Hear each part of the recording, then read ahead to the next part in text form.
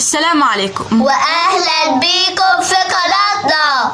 ضحك ولعب وجد وحب، ضحك ولعب وجد وحب، ضحك ولعب وجد وحب. وده الفيديو التاني من سلسلة حاجات هنعملها في الأجازة هتنفعنا في الدراسة.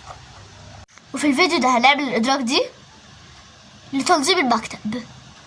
وقبل ما نبدأ الفيديو ما تنسوش تصلوا على النبي. ويلا نبدأ نحلل هو اتعمل ازاي. فأول حاجة نبدأ نعملها هي فتح الدرج،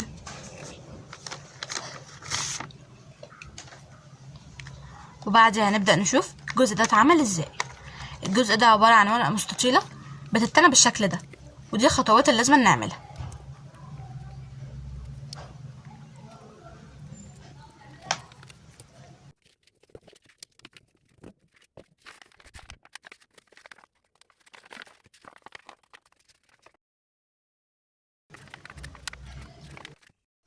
وبعدها نبدأ نخش على الجزء اللي احنا فكناه.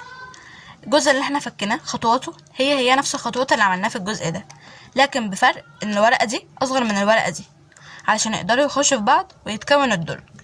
ومقبض الدرج سهل جدا، عبارة عن ورقة بتتلف حوالين قلم او اي حاجة سميكة وبتتلزق في الجزء ده، وتقدروا ترسموا عليها رسومات. وكده خلصنا هم ازاي بيتعملوا. بعدها نبدأ ندخلهم في بعض.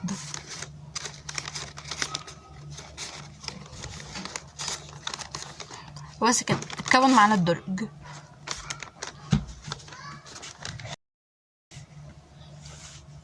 وكمان تقدروا تعملوا منه أكتر من نسخة.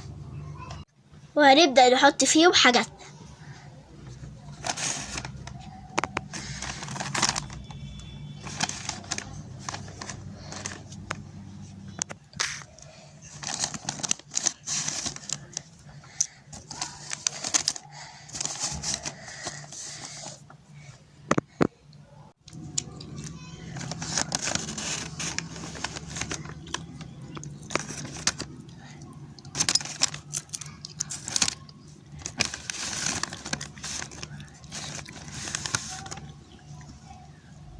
وكمان نقدر نلزقهم فوق بعض بالصبغ.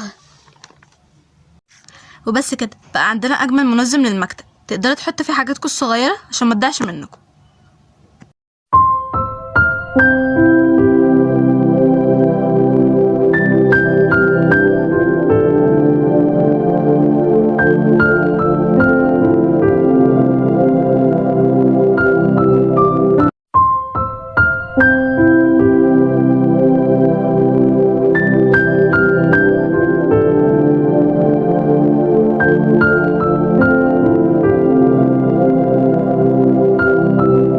وبس كده وصلنا لنهاية الفيديو. ما تنسوش تعملوا لايك واشتراك وتفعلوا زر الجرس